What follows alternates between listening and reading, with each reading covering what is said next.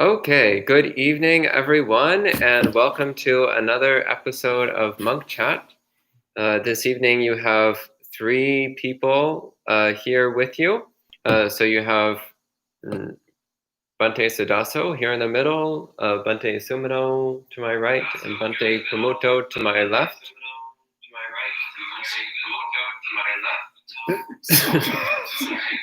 And we have some guests visiting as well. So we have a wonderful crew.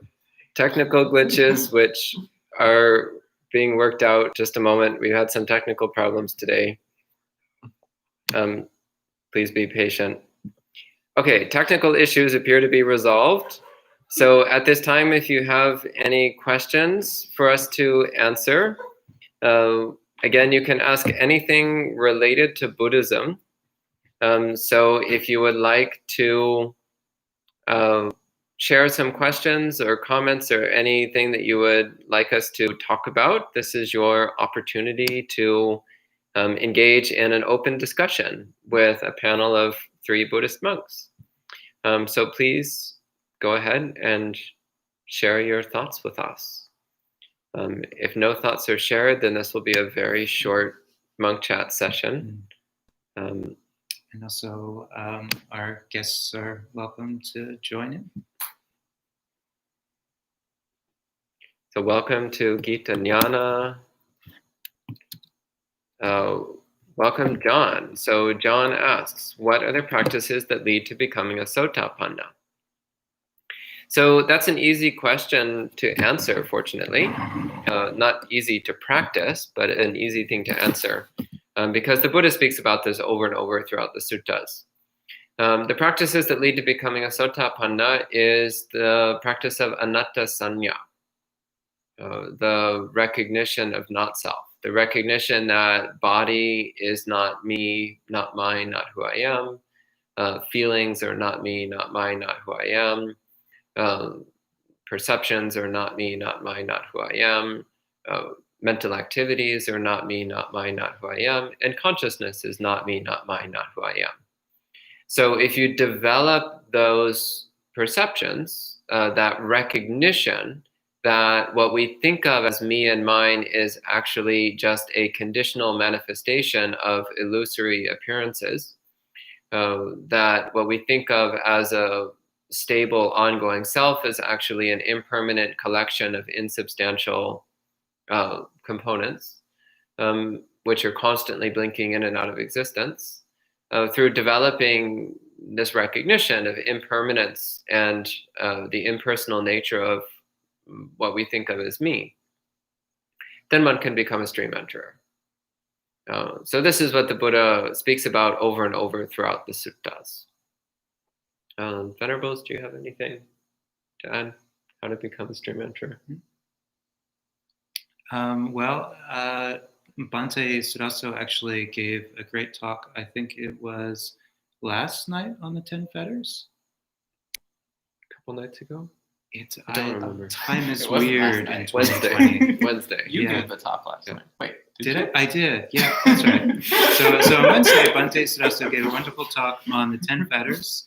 And the first 3 of those are related. They're the fetters that bind us to the world and that prevent the arising of the fruit of being a Sotapanna. They're what keep us from entering the stream. That's literally what binds us to the stream of the world. And so as Bhante said, like Anatta Sanya is like one of the things we were looking at the sutta study, and the Buddha actually defines an untaught person as somebody who sees a self in,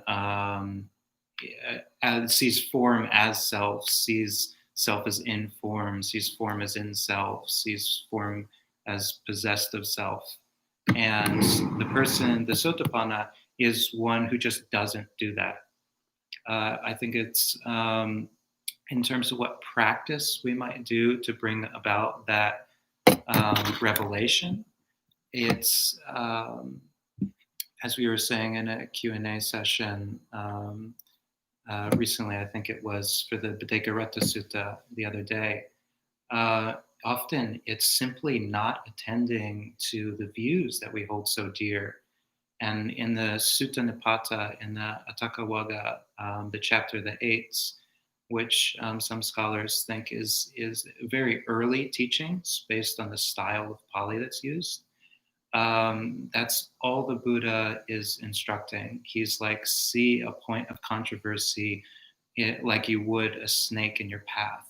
It's like when you start to identify the things that you develop strong views around, you have identified the things that form a form of self and clinging coalesce around. And if you can simply just practice with those and say, why do I have such strong views on these? You've already eliminated a lot of the sense of self that can cause suffering in your life. And from there, it's just developing that sense of, yeah, like this, the three characteristics, this is suffering. This is suffering. Why would I get involved with these strong views? And when you stop doing that, I mean, who knows when the insight actually comes about, but it's more like just all of those tendencies have atrophied. Like the fetter, which was once like a strong metal chain, has, you know, rusted and worn away from lack of use without strengthening it. And then at just one point, just breaks. Okay, thank you. And the next question, Gita asks, Bhante, can you speak on emptiness? We have heard it said that there is no giver and receiver, all is empty, on the Mahaprajna Paramita Sutra in Mahayana. So I've actually given many talks on emptiness over the years, and some are recorded on YouTube. So I would recommend that you check out some of those talks. Also, any talk that I've given on the subject of formlessness usually touches on the theme of emptiness. Also, any talk I've given on nibbana will touch on emptiness. Often, even on the subject of impermanence, I wind up talking about emptiness because emptiness is so directly connected to impermanence. So I'll give a very short answer now, recognizing that short answers are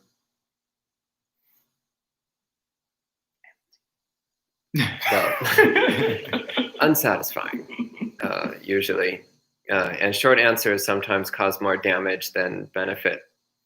But sometimes long answers cause more confusion than clarity.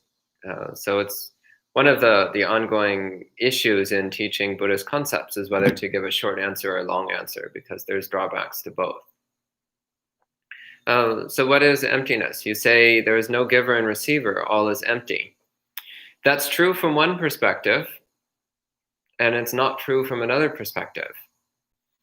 So sometimes emptiness is misunderstood to say that emptiness is what's really true, and all of the conditional phenomena, all of the sankharas that appear are not true.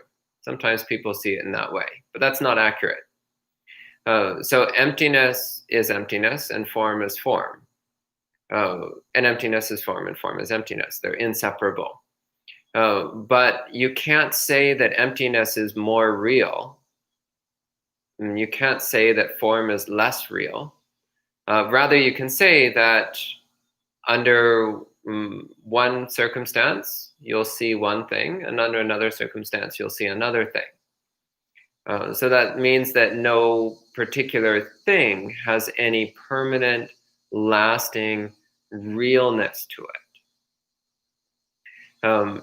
But that also means that something is there.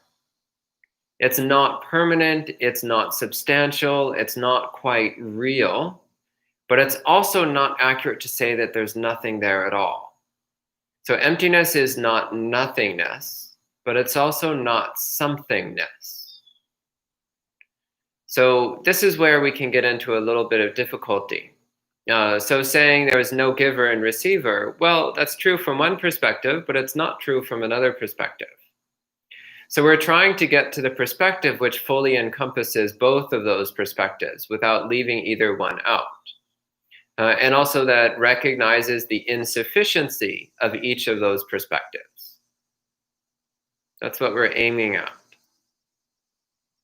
So developing the perception of emptiness is actually the first step. The second step is developing the simultaneous perception of emptiness and form, which is quite a bit more challenging. But all of this actually unfolds naturally just through developing the perception of impermanence, which is probably why the Buddha emphasizes the perception of impermanence so much throughout the suttas. Because if you diligently and completely practice the perception of impermanence, then you will naturally progress through deeper and deeper stages of understanding the nature of emptiness. Naturally. It unfolds by itself. Okay? Anything you guys want to add? Emptiness? No? No? Okay. Good. Next, Kalan asks, can you still be a good Buddhist and reach nirvana if you eat meat? Venerables? Sure. So I think the most important thing here actually is to watch your mind and what it is that arises when it sounds like from your question you're deciding to eat meat. So aside from sort of the doctrinal aspects of eating meat, one of the things actually that I think comes up, whether you're a meat eater or not, is just our relationship to food in the first place. So if you're eating in such a way that's just building up your craving, you're clinging to whether it's central experiences, nice food, delicious food, high class, 5-star food,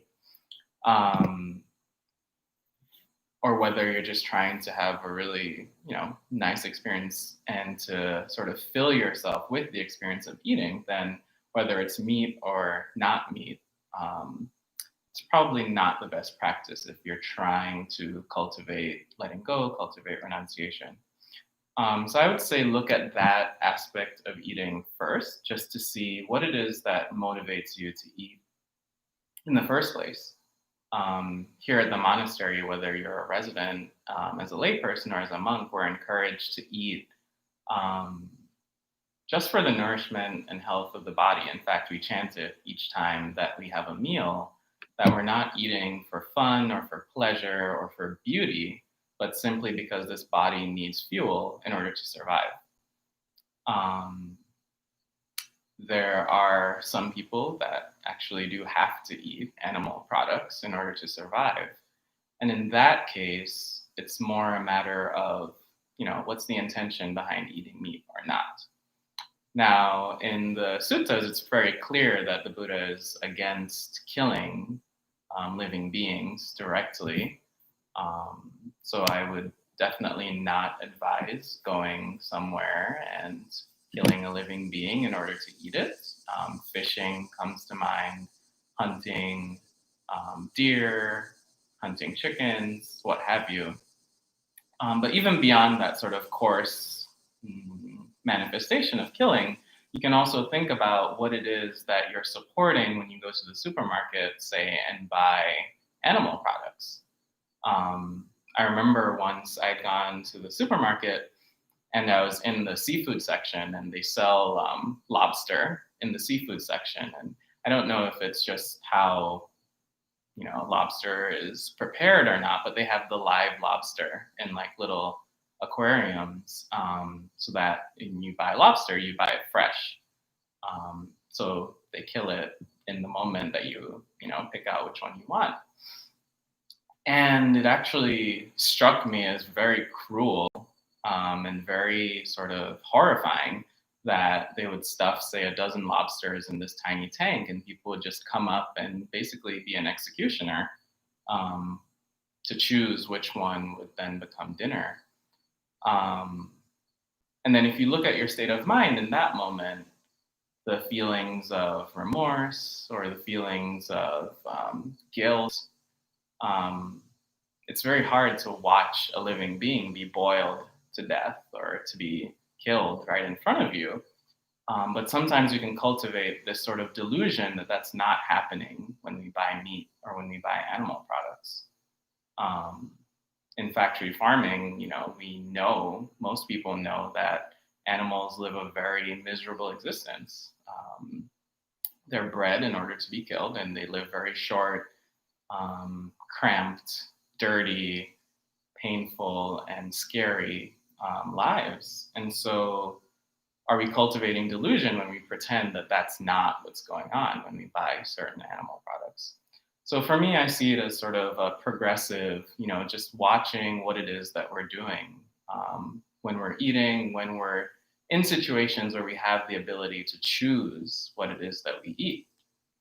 In the situations where we're receiving, either the gifts of someone else's generosity, or we really aren't in a position to choose what we eat, then in those moments, we just reflect that this food that we're eating, whether it's meat, vegetables, what have you, we're eating it in such a way that we're honoring the gift from the person who gave it to us, and also honoring the fact that a lot of people have suffered in order to give us this food.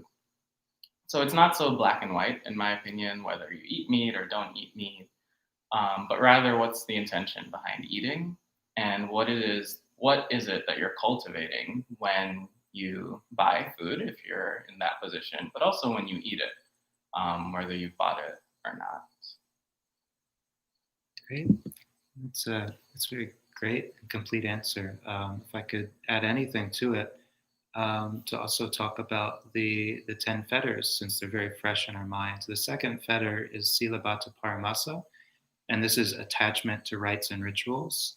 So the question being, is one a good Buddhist? Well, often we try to use rules as a way of getting around the suffering that comes from our choices and the decisions we make in the world. If we just put down a rule, then we don't need to think about it. And as monks, we're actually, we have a rule that we have an allowance that we're allowed to eat meat if it's given to us in a pure way. But we also have another rule where it's a minor offense if we eat it without having reflected on what it is. And so if one wants to know what it is to be a good Buddhist, it's to question and inquire and look at what does it bring up for us. And if every time you have a piece of meat, you're considering this was a piece of an animal, a living being died, and that's what I'm eating now, then even if you're not ready to give up meat immediately upon embarking on the Buddhist path, you have taken up the cultivation that is the Buddhist path. And the highest form of this, the Buddha even eventually encourages people to see every bit of food in that same perception as if this was a piece of flesh, because it just strips you of all your craving for it. And you realize, yeah, it's just for the health of the body. It's just to cross the flood of the world and get to safety. Great. Next, we have a person who's calling themselves Buddha, which may that be true someday. So the person calling themselves Buddha asks, is conventional reality just delusion? What's behind the delusion? Just rising and vanishing of four elements? This actually is similar to the question about emptiness, to be honest. So is conventional reality just delusion? Well, conventional reality is normally used to describe what appears to be real to most people. So for example, most people would probably agree that there's a carpet in this room. So then we can say the appearance of a carpet is part of conventional reality. Is there actually a real carpet here in the ultimate sense? Well, yes and no. And from a Buddhist standpoint, then the appearance of a carpet only occurs under certain conditions, and it does not occur under certain other conditions. So if we say that the carpet is absolutely real, then that's not a true statement. But if we say there's no carpet at all whatsoever, that's also not a true statement. So delusion is believing that the carpet is real, but it would also be delusion to believe that the carpet is completely non-existent. So behind the delusion is recognizing the impermanent, conditional, inherently empty nature of appearances.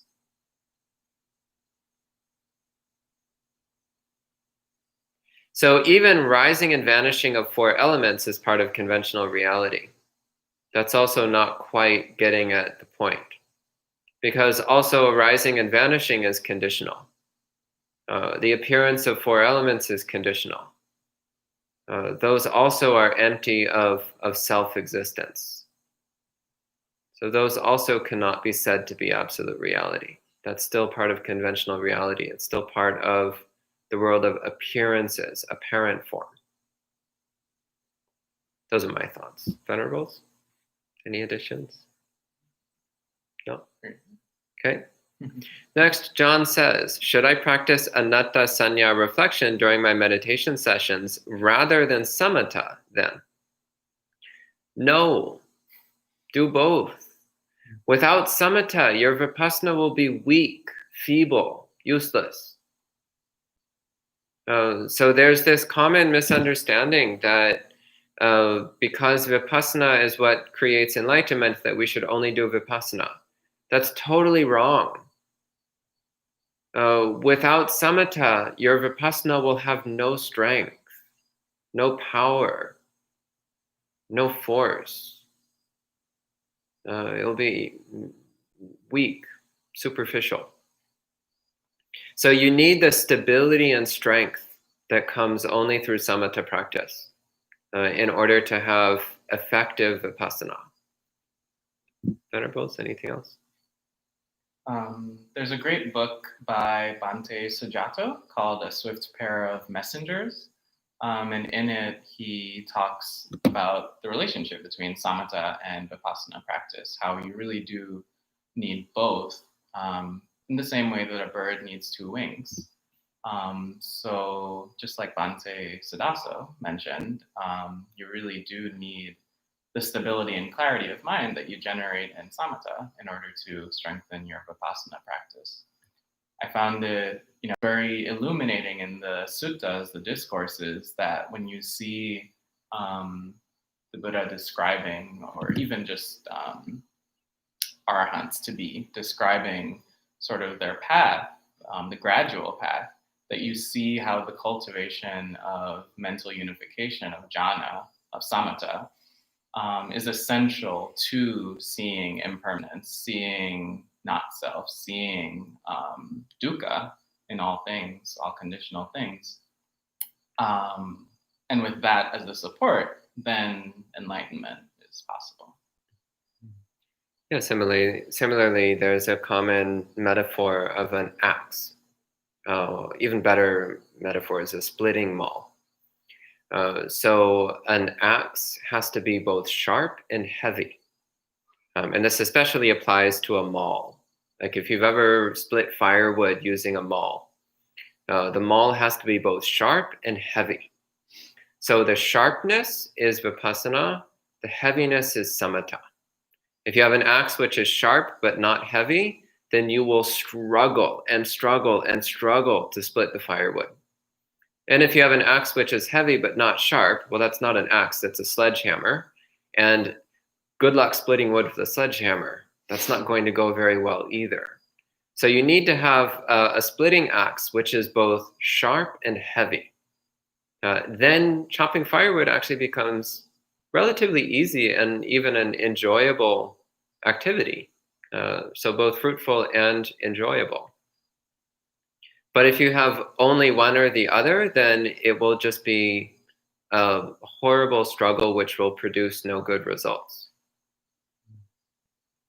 Yeah, and to just riff on that, if it feels like there's a dichotomy there, like samatha and then anatta sanya, maybe look at that. And I seriously question anything you would call samatha that doesn't have anatta sanya there. We start a samatha practice with our breath. And if we're holding on to the breath and directing it and saying, now in, now out, now in, now out, we're doing exactly what the Buddha described. We hold on to atthasanya, to have some sense of control over the world. So we start with Anatta Sanya. We start with something that we're willing to let go of and say, oh, this is just a natural process. I'm not doing this. This is happening on its own. And our samatha develops to the degree that we can abide in that. So we're starting from Anatta Sanya. And probably what you mean by switching to Vipassana is just when we've built up that assurance in Anatta Sanya, when we've built up our Samadhi, we can then start to turn our Vipassana, our intuitive wisdom, towards those things that we don't yet see in that way, towards those things where we think we still have possession or control of.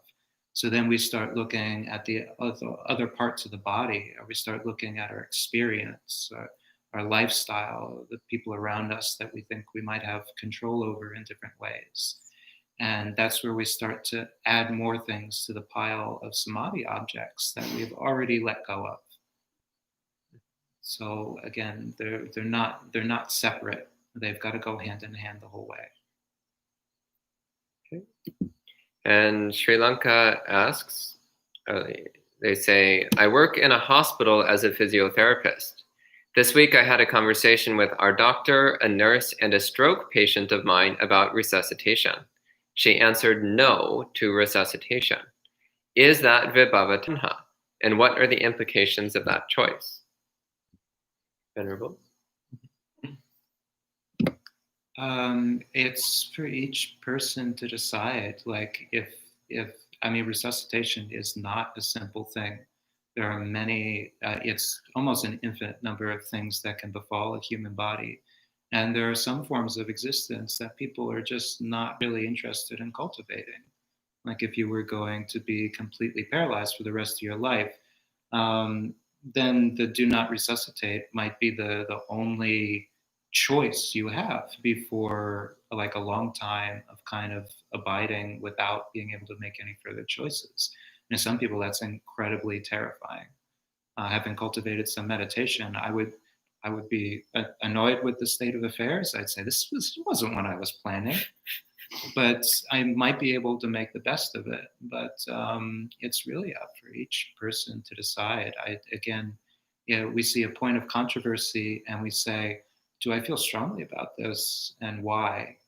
And then we maybe like walk around it and see, do I need to take a stance on this particular subject? Or can I let it go? Can I let there be different opinions on the subject and just come to know, what I feel, come to know what they feel, and appreciate different viewpoints? So you ask, what are the implications of that choice? And I think, if you're a Buddhist practitioner, then you know that every choice has an effect.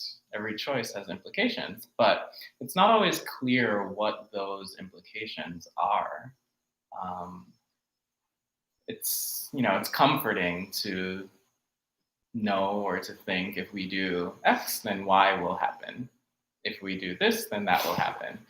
Sort of like a straight line, just this linear process. But we know that karma is actually very non-linear, if we want to use those terms. So it's not always clear, especially from the outside, how the decisions that others make or even the decisions that we make will affect us and affect the people around us. So like Bhante Pamuto brought up, it is a very personal choice and it's also a very difficult choice to decide whether to be resuscitated or not if something happens to us. And so it's not necessarily craving for one thing or another per se. But again, it just comes back to the mind and what decisions are being made from, or what state of mind are we making decisions from? So is it craving? I don't know. I think that's different for each, individual, each situation. And also important to recognize that people have different capabilities. So I think we can also, and I'm guilty of this, we can sort of believe that, if I recognize craving, then I'll be able to avoid it in every situation. Or I can tell someone, that's craving, so you shouldn't do that, from this sort of high and mighty place. But then when things get difficult, when we find ourselves in a situation where we're really pressed to practice what we preach, so to speak, we find that it actually isn't that easy. When there's, cheesecake on the table in front of us, and we've chanted, not for fun, not for pleasure, not for adornment, not for beauty, but there's the food, we can say that there's no craving arising, but is that true? And so it's important not to be too critical with ourselves and with other people in these sorts of situations, but again, just to develop wholesome qualities and wholesome states of mind. If we're with someone that is making that sort of decision, to just be there for them. I can't imagine what it's like to have to even think about that. Various people, because there's a pandemic now that does affect the respiratory system and can end up with people in comas and all sorts of complications. We see that death and illness is very present for us now.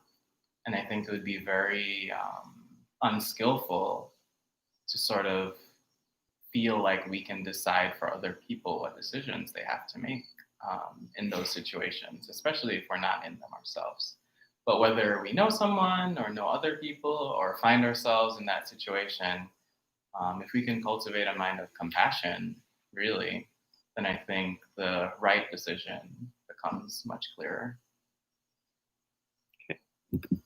And Gitna Ratnayake says, Buddha's last teaching says 4 samanas, that is, the 4 stages of enlightenment, are required to accept a doctrine as true. How does this apply to Mahayana, as there are no arhants? So it's not correct to say that there's no arhants in Mahayana. So the Mahayana teachings still include the concept of arhants, still include the 4 stages of enlightenment as spoken about in Theravada. That's still there. Mahayana goes into a lot more detail on the methods and practices which lead to being born as a Samma Sambuddha, so the Bodhisattva path.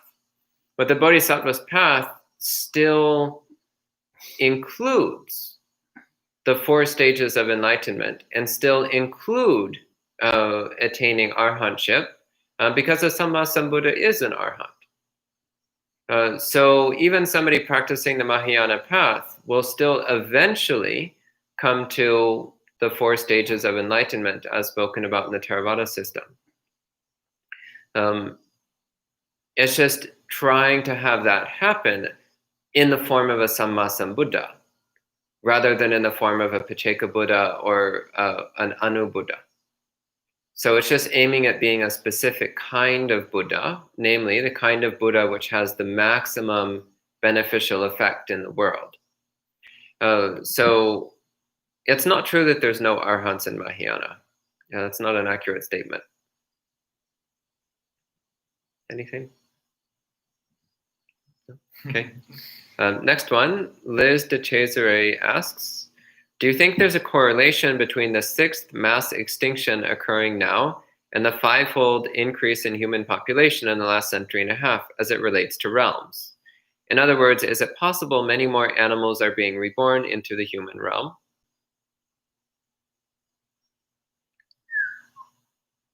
Or devas. Okay, I guess I'll take this one since there's no interest from my companions here. So what it looks like is happening here is a very common misunderstanding, which is a misunderstanding that there's only this planet, only this world, only this universe, and that therefore beings are just being recycled on this one planet. It's not correct. First off, there are countless realms coexisting in this space, so beings can move between those realms, be reborn in any of those realms. Second, there are countless planets, countless worlds, which contain opportunities for sentient beings to appear. Fun thing that I read recently is that astronomers, exobiologists in particular, astronomers have found that Earth-like planets are far more common than they used to believe.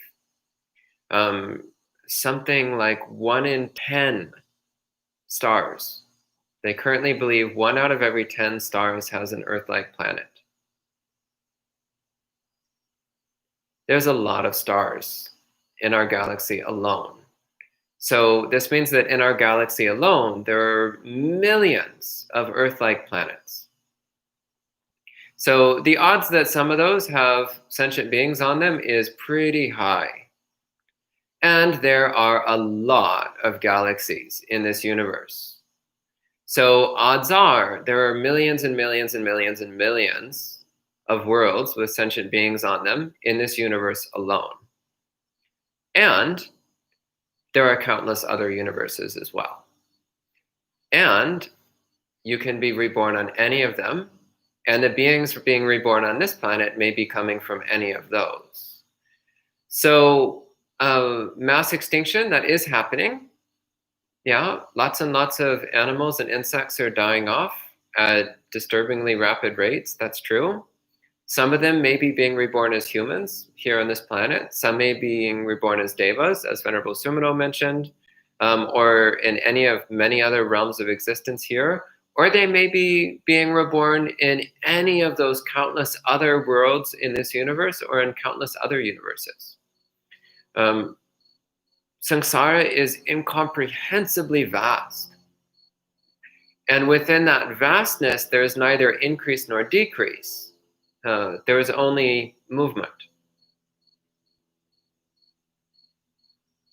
Okay? Anything you want to add? That's great. No? Good. Okay. Bobby asks, how can we deal with the feeling of discouragement when reflecting how difficult it is to attain enlightenment? The feeling of, should I even try in this life, or just hope I'm born in the time when the next Buddha is born?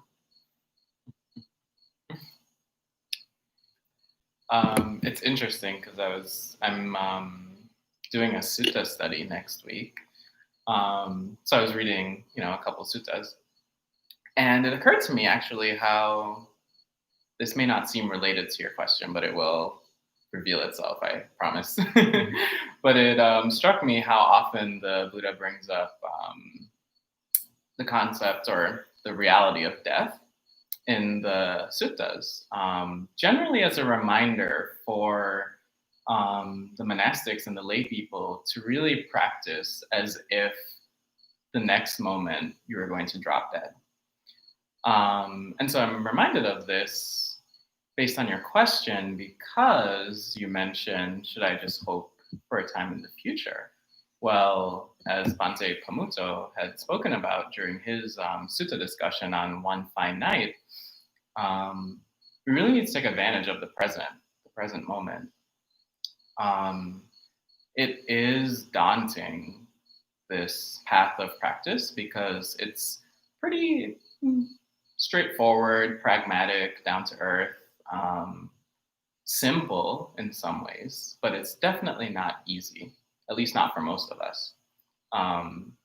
We can read in the discourses of the Buddha that, somebody hears the teaching and poof, stream entry, or somebody becomes a monk and soon or a few moments later they become an arahant. And it's like, wow, that was really easy. They just listened to a discourse from the Buddha and bam, enlightened. It's easy to look at those stories and to just think, well, why can't that be me? Why couldn't that have been me? Why couldn't I have lived in the time of the Buddha? But that's just a form of aversion to what's happening in the present moment right now. And right now, there may be discomfort, there may be discouragement, but we can still practice in spite of those things. In some ways, we can practice because of those things, because we have something to work with. If we didn't suffer, if we didn't feel dissatisfaction, then we wouldn't practice. That's the problem some devas run into, some humans too. Life is so great, so perfect, seemingly, that there really is no point in practicing. So I would view this feeling of discouragement that's coming up as sort of a positive, actually, because on one hand, it means that you have something to work with, and on another, it shows, at least from my point of view, that this is a path that you're actually interested in developing. I wouldn't wait for the next Buddha, because the human birth is very rare. The opportunity that you have right now, actually, just to be hearing the Dhamma, is also very rare. To be able to speak with ordained members of the Sangha, to be able to access the teachings on the internet safely in a pandemic, is actually quite a blessing. So don't waste that opportunity. There is a sutta where the Buddha describes, or he uses a simile to illustrate how rare the human birth is. And it's something like, it's more probable that a turtle randomly swimming through this vast ocean would pop its head up once every 100 years. And at the same time, a piece of wood would be drifting by, and that wood would have a hole that randomly the turtle would pop its head through when it surfaced for air. That's more probable than being reborn as a human. So you can just imagine a piece of driftwood floating through the Pacific Ocean, and a turtle just anywhere in the ocean randomly pops up and hits its head on this piece of wood. How like ridiculously random that seems. And in a lot of ways, that's how the Buddha describes the human birth. There's so many different realms, so many different planets, so many galaxies, so many forms of birth, that I would say don't take the chance. That in the next couple eons, really, when the next Buddha appears, that you'll even be able to hear the teachings, that you'll even want to practice. So if you have even an ounce of motivation to practice, I would use that right now to sort of spur you on, and recognize that everyone gets discouraged on this path. If you read the biographies of the Thai forest masters, you'll see a lot of them spent years just, why can I attain enlightenment? Why is this so difficult? Why haven't I given up all my defilements? And you can recognize, oh, I'm just like Ajahn Chah. I'm just like Ajahn Lee, or any of the other enlightened beings that really struggled on this path until they made it. It might take years, decades, or lifetimes, but it's important to just keep trying. Another thing, oh, go ahead. No, you got it. Another thing I would say is that even if your aspiration is to be born at the time when the next Buddha is alive, recognize that in order for that to be possible, you need to develop a very strong affinity with Buddha, Dhamma, and Sangha, and you need to cultivate sufficient merit, and you need to cultivate sufficient sila, samadhi, and panya. So actually practicing sincerely and diligently in this life is not only a precondition for enlightenment, it's also a precondition for being born at a time when a Buddha is alive. So just as an example, the most common form of Buddhism in the world is Pure Land Buddhism, which is actually built around the aspiration to be reborn at a time and place where a Buddha is alive. People think that all you have to do is just chant the name of Amitabha Buddha. But actually, if you dig a bit deeper into the tradition, you'll find that you also have to have perfect morality, perfect samadhi, and a deep, insightful understanding of the nature of enlightenment. Like, what is a Buddha in the first place? So it actually turns out that even in Pure Land Buddhism, you need to have sila, samadhi, and panya. You can't just chant Amitofo, Amitofo, Amitofo, and you go to the Pure Land. Not that simple. You need sila, samadhi, and panya. So if you want to be reborn at a time and place when there's a Buddha, practice sila, samadhi, and panya. If you want to attain enlightenment in this lifetime, practice sila, samadhi, and panya. So not much is different.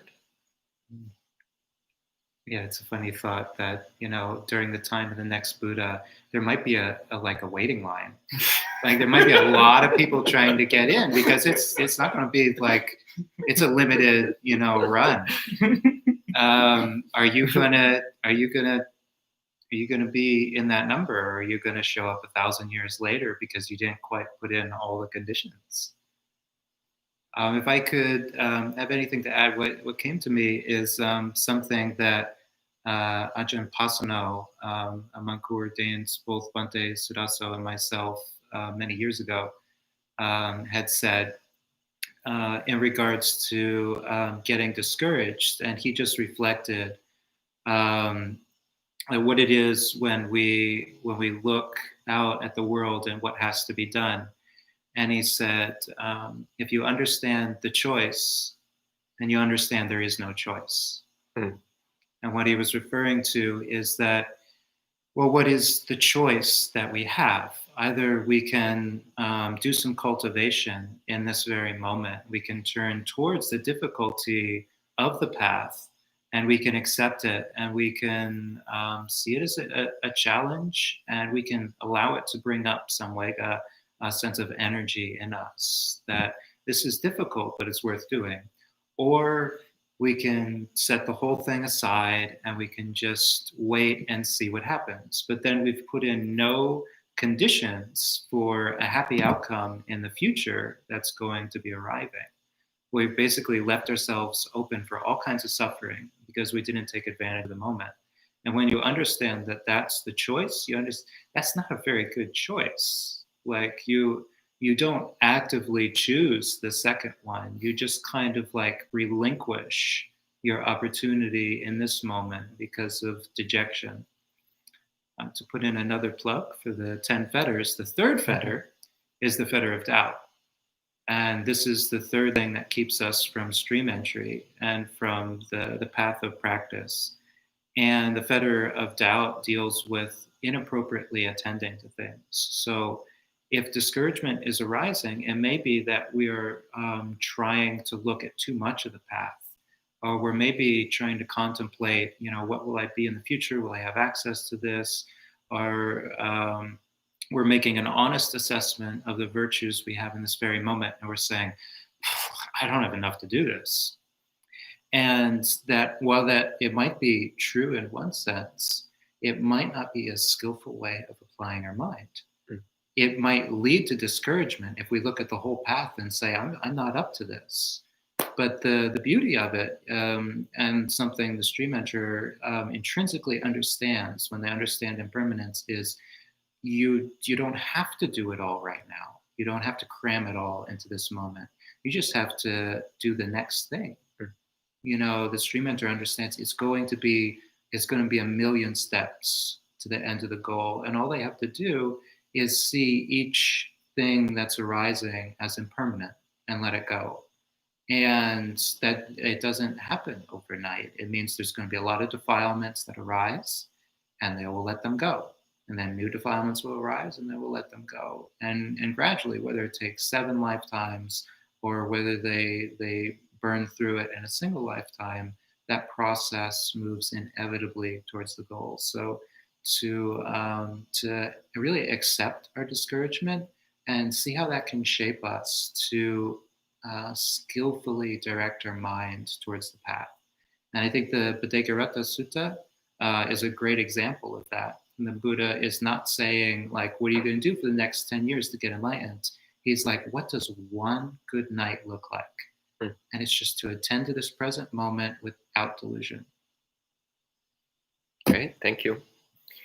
So next is the last question. So if you have any extra questions, please go ahead and type them in as soon as possible while we're answering the last question that's been put in so far. So there's no limits. Please type in as many questions as you wish. Don't worry about it. So Kailan is, and also our live viewers are also welcome, as in the IRL viewers are also welcome to ask questions. So Kailan asks, was Buddha a Hindu? Because I noticed some of Buddhist teachings come from Hinduism. So before we can answer that question, we need to define the words Hindu and Hinduism. Briefly speaking, the answer to your question is no. But first off, we need to recognize that what we call Hinduism, even today, is not a monolithic, unified religion. It's actually a collection of different related spiritual systems, which are found in the subcontinent of India. And it's actually even more unified today than it was in the time of the Buddha. In fact, some scholars would say that Hinduism did not exist in the time of the Buddha, that Hinduism started to coalesce into a more cohesive system hundreds and hundreds of years after the Buddha. So what we saw at the time of the Buddha was that there were many, many, many different conflicting spiritual traditions, which had many different conflicting opinions and beliefs and viewpoints. So the Buddha was not taking ideas from any particular system. So it's not like the Buddha was reforming Hinduism or borrowing from Hinduism, because one, there was no Hinduism at the time. And two, everybody that we would these days call Hindu, at that time, they were arguing with each other about what was or wasn't true. So the Buddha was making distinct statements which were different from the statements made by other spiritual teachers at the time. But there was some overlap. For example, the Buddha said the sky was blue. The Jains also said the sky was blue. That doesn't mean the Buddha stole the teaching about blue skies from the Jains. It just means that both the Buddha and the Jains looked up and saw a blue sky. So similarly, there's some overlap, which is not surprising. But the Buddha's teachings about karma and rebirth, for example, were distinctly different from everybody else's teachings about karma and rebirth, both at that time and also in contemporary Hinduism. And especially the Buddhist teachings on Anatta are not to be found in any form of Hinduism. So no, it's not accurate to say that the Buddha was a Hindu, and it's not accurate to say that the Buddha's teachings are based on Hinduism. Okay? Anything? No. Got it? That was Great. ironclad. Yeah. So next, Robin asks, is it helpful to have a sense of gratitude with respect to things in the world? Or is that like being happy you have some dukkha, not some other dukkha? Gratitude, I saw this on a calendar once. Gratitude is a fantastic way of coming into the present moment. Gratitude is always a wholesome state. And the Buddha, in many suttas, he says that one without gratitude is not on the path. Like he relates a sense of ingratitude to one who is practicing wrongly. I mean, if you break down the word ingrate, not grateful, yeah? But that's, in English, that's a synonym for, stupid, like not seeing the reality of the situation, that we are supported by many others around us.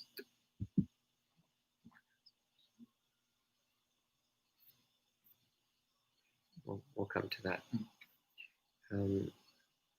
Also to say, the Buddha, in one sutta, the Buddha says, one who dwells without gratitude dwells in suffering. So gratitude is a theme which comes up in many places throughout the suttas.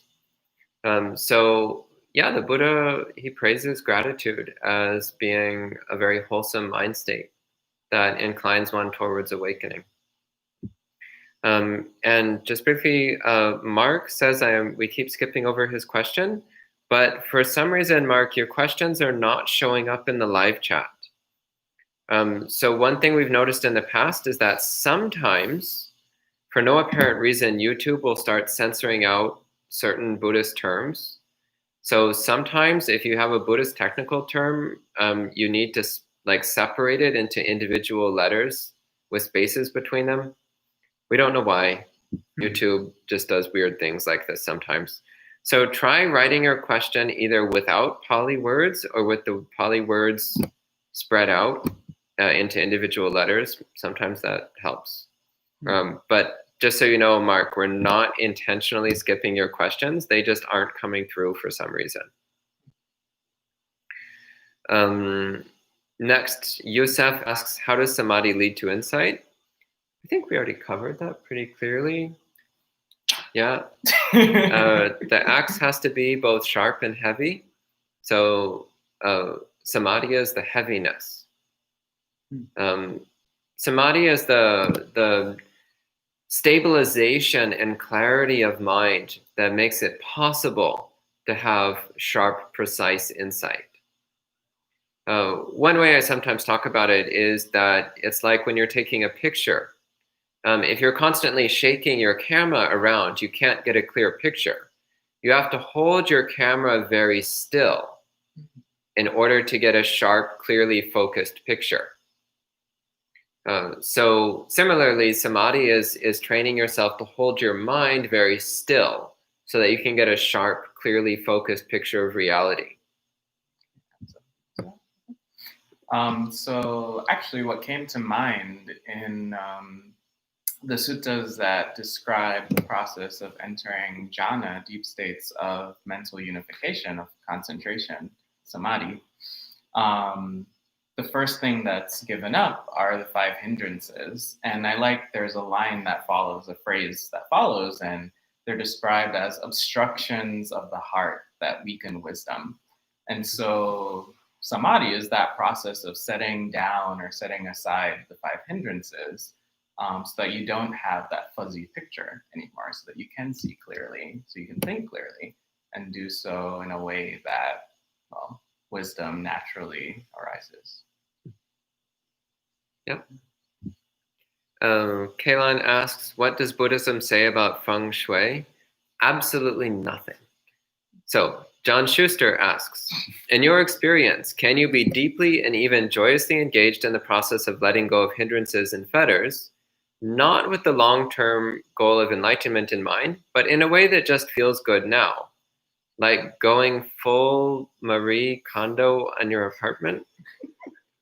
That must be a pop culture reference, which I don't get, and it looks like he doesn't get, but he apparently does get. But I'll just answer that briefly. Yeah, absolutely. Buddhist practice makes life better. So we let go of the hindrances because the hindrances are painful.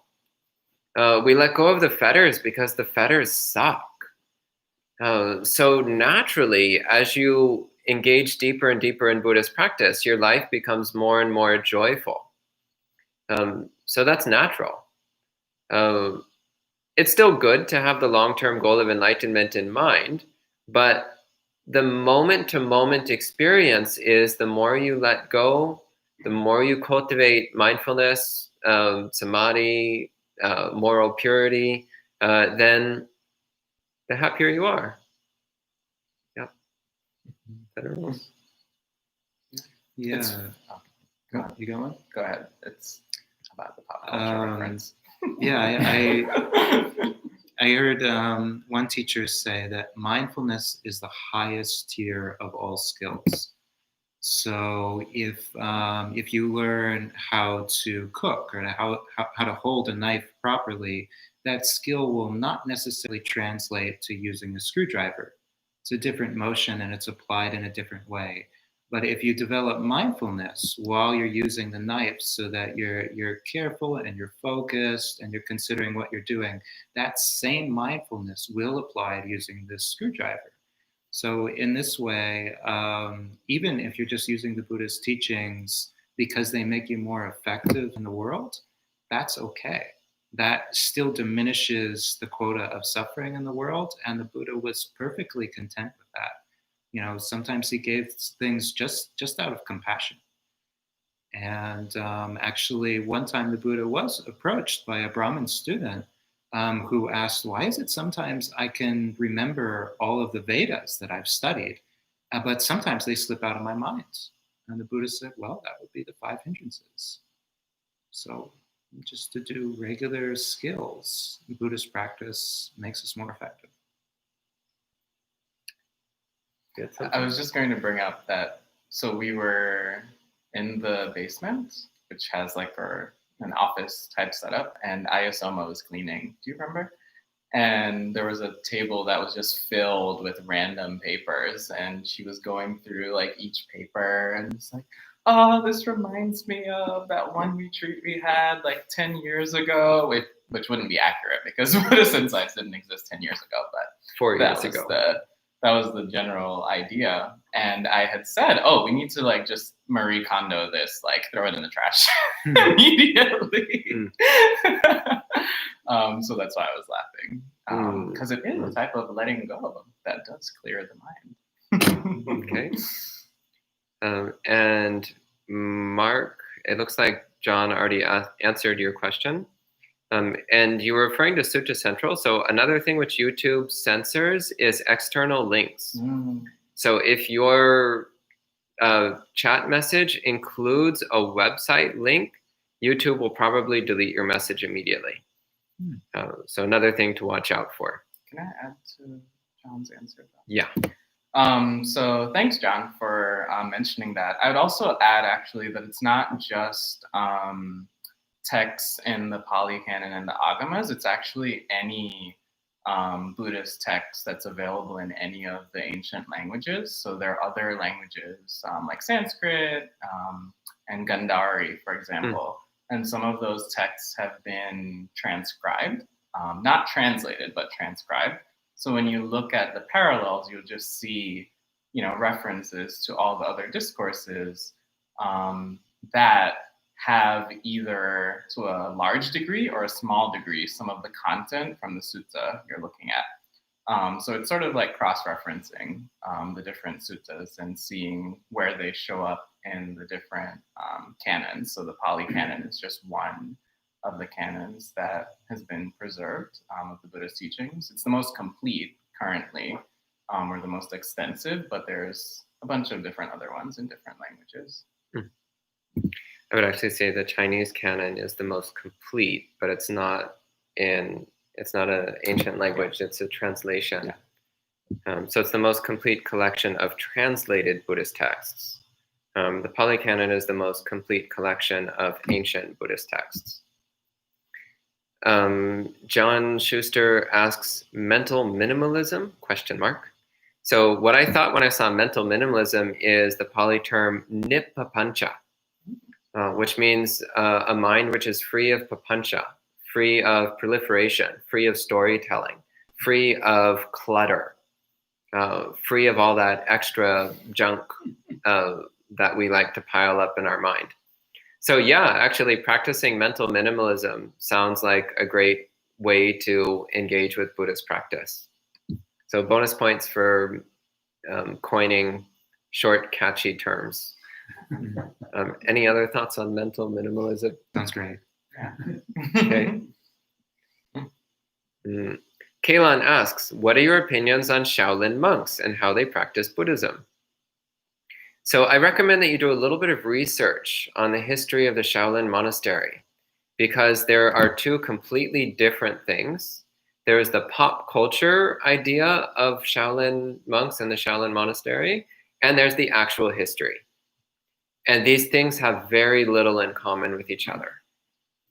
So currently, for example, if you go to the Shaolin Monastery in China, you will see people who dress like Buddhist monks and practice martial arts.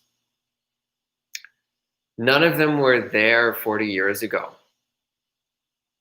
40 years ago, the monastery was completely abandoned. And so what actually happened in recent times was somebody wanted to make a movie about monks who practice martial arts. So they hired a bunch of martial artists to be actors in this movie. And they staged it at the ruins of Shaolin Monastery. And then after the movie, a bunch of those actors stayed on at the monastery. So that's what you actually see if you go to the current Shaolin Monastery. Not so inspiring. Doesn't quite line up with the story that we like to hear.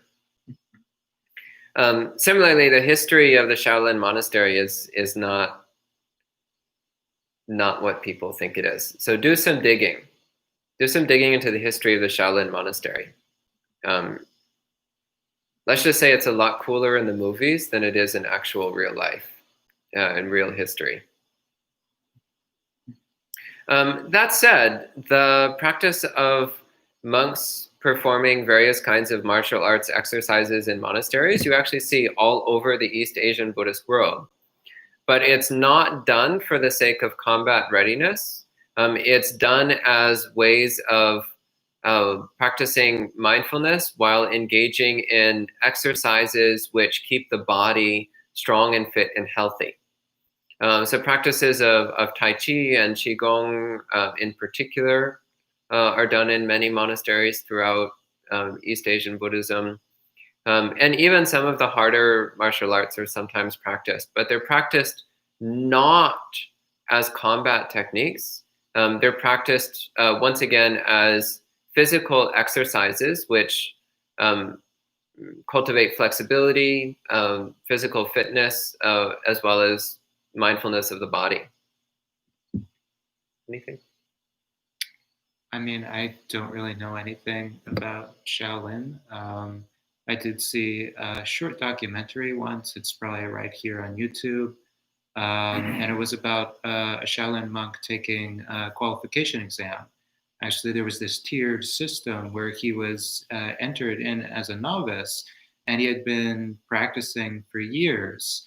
And he was going to be taking a test where only a few monks would get full ordination. So it was a very rigorous exam, and it included being quizzed on the Dharma, as well as having to demonstrate his proficiency in a chosen weapon skill. And for him, it was the staff, I think. What struck me about was not the fact that he was taking a test or getting quizzed in the Dharma, but the mentorship. He had an ordained monk who was his mentor, and who was kind of showing him the ropes and guiding him along, giving him suggestions. All the time he was practicing, he had somebody who had already walked that path, like looking over his shoulder and saying, "Oh, you're getting too tense there. What are you thinking about there? It's showing up in your stance," and just coaching them. And the end result that they were looking for through this test was not simply that he was a good warrior, because if you practice long enough, you're going to get that either way. But they're looking for, is there delusion there? Or is this just a pure expression of the mind and the body as one? And I thought it was interesting to see that mentorship happening, because the same thing happens. The Buddha advocated it. He even criticized his most senior disciples, who were already arahants, when they didn't look after the newly ordained monks. And anywhere that something's been touched by Buddhism, you're going to see things that actually kind of shine and be like, oh, okay, that is part of the teaching. But in terms of what the whole package is like, I don't know. And so next, John asks, how should we deal with the anger of others when they're in loud mode? Well, I wish Ayasoma was here, because she could talk a lot about this subject. So first off, dealing with the anger of others, well, the first question is, how are you dealing with your own mind? So the first thing is establishing your own mind in non-reactivity, establishing your own mind in calmness and clarity. And also trying to listen to what the other person is saying. Try to figure out what's going on in their mind. Why are they saying what they're saying? Why are they angry? Why are they loud? What is going on inside them? And do they have some important message to convey? So not getting distracted by the anger or the loudness, but trying to figure out what's underneath it, what they're really trying to communicate. Generally speaking, though, it's not particularly helpful to criticize the person for anger and loudness when they're in the middle of their loud, angry mode, because that will generally just make it worse. That generally just makes them more angry and more loud. So maybe at a later time, a calmer, quieter time, then you might bring it up.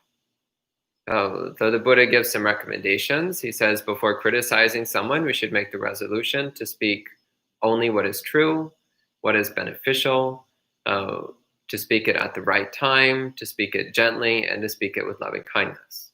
So we need to make those resolutions and really follow through on them. But definitely not when they're in the middle of loud, angry mode. When they're in the middle of loud, angry mode, usually the best thing to do is to listen calmly, patiently, with a mind of loving kindness. Try to understand. Those are my thoughts. Anything? Yeah. So in my experience, trying to listen and trying to refute somebody's points when they're in temper tantrum mode never, ever works. So it's just like Bante says, you can't fake it. Like, really look at their situation. One of the most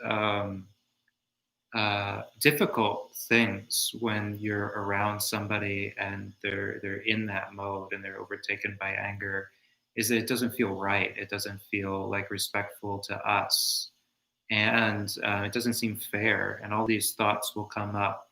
And if we can generate compassion to just see that, to see their suffering, the suffering that's coming about by their anger, the suffering that's coming up in us, and not trying to come up with some witty way of deflating their argument. It just won't work. Anger is really good at staying angry.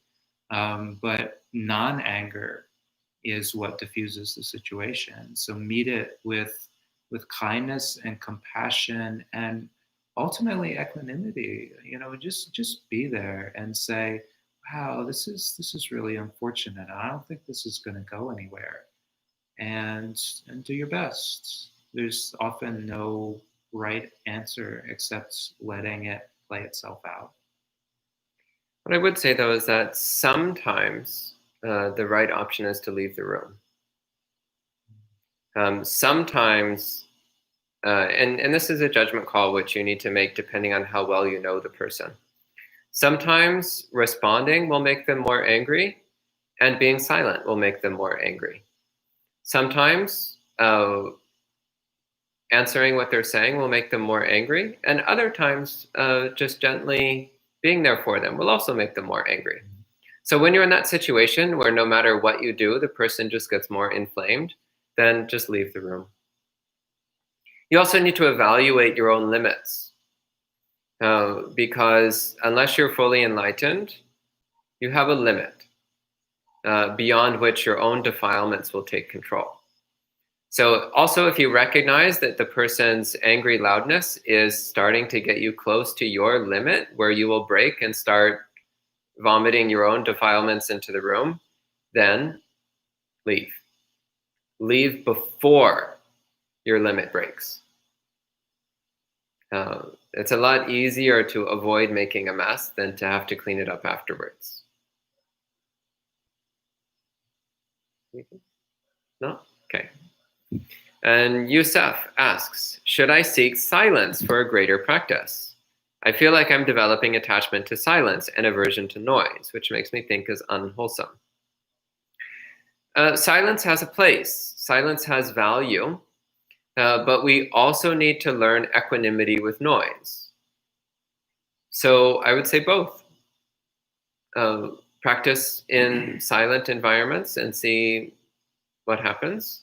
But also when you're in non-silent environments, practice equanimity, mindfulness and presence, a non-reactive presence with noise.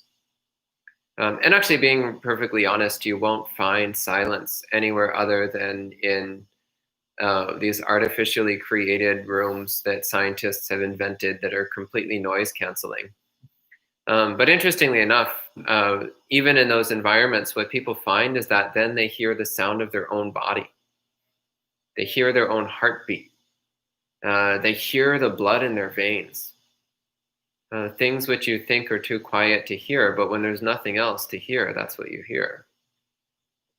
So the pursuit of perfect silence cannot be found in the human realm anyway. You can find it in certain deva realms. And you can also find it in states of samadhi.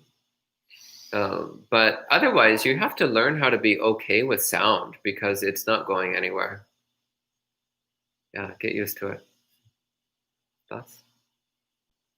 I think I would say, in terms of conditions for practice, to just find conditions that are good enough. We can get caught up in trying to find the perfect environment, whether it's in terms of silence or temperature or where it is, whether it's, on like a mountainside overlooking a valley with trees, and at night the moon shines over the whole forest. But we can get caught in this sort of endless search for the perfect environment when a lot of times the environment that we're in is good enough.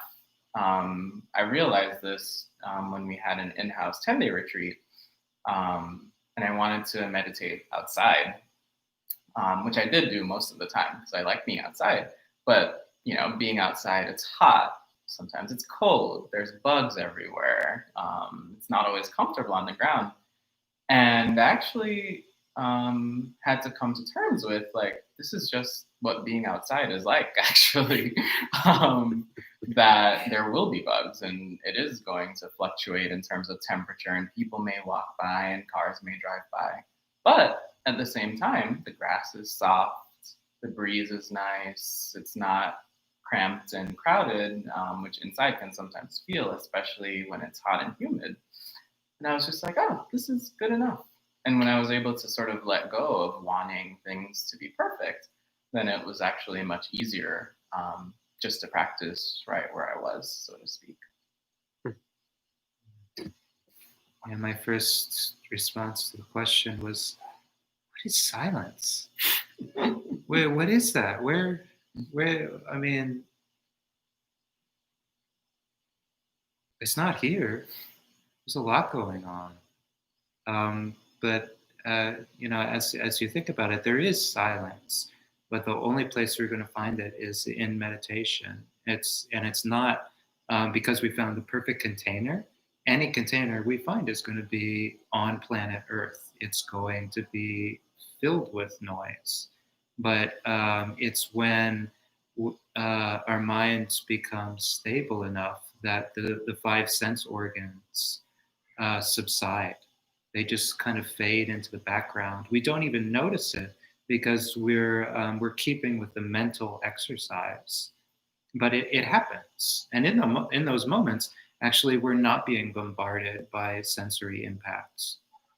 Now, how do we get there? It's not by finding the perfect environment. We'll spend our whole lives going from place to place, and if there's oxygen, then there's going to be vibration. If there's vibration, there's going to be noise. And I do not recommend seeking out an environment without oxygen in order to practice, like not having vibrations. But what is the practice? So maybe intrinsic in the question, or intrinsic in the dilemma, is do we think practice is not having thoughts? And recognizing that when we're impacted by a sound, we start to think about it. And do we get critical? Here I am thinking again. And it's because of that sound. If I could just get rid of the sounds, I would stop thinking. Over the evolution of my practice, I started to see sounds as very beneficial. In fact, they're my go-to for practicing what we're actually doing in meditation. And that's recognizing and letting go. Recognizing and letting go. So in that way, to have sounds around you is very fortunate, because you're able to very quickly, hear something and recognize it and let it go, and hear something and recognize it and let it go, and return the mind to a sense of consciousness, like seeing impermanence, letting go. You have something to let go of. And that is the route that you walk to get to actual silence, which is where you're so engaged in that letting go process that you're letting go of the subtle things that are arising in the mind, and you don't even notice that you've already let go of the entire universe around you when you're doing that. Great. And Melinda asks, I read that samsara is circular with no first cause.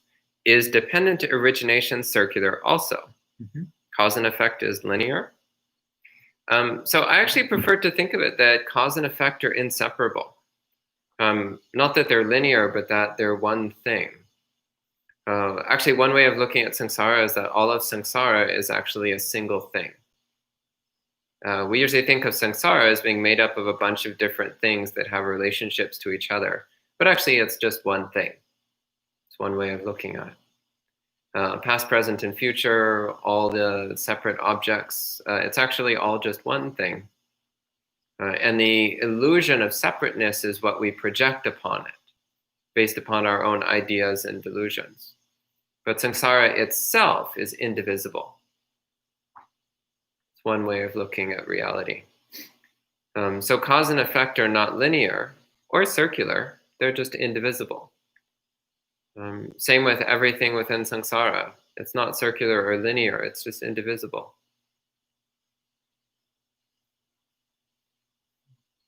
In the sutta I mentioned, where the Buddha is approached by the Brahmin student who wants to know why he's forgetting things, the Buddha says that the 5 hindrances are the cause for ignorance.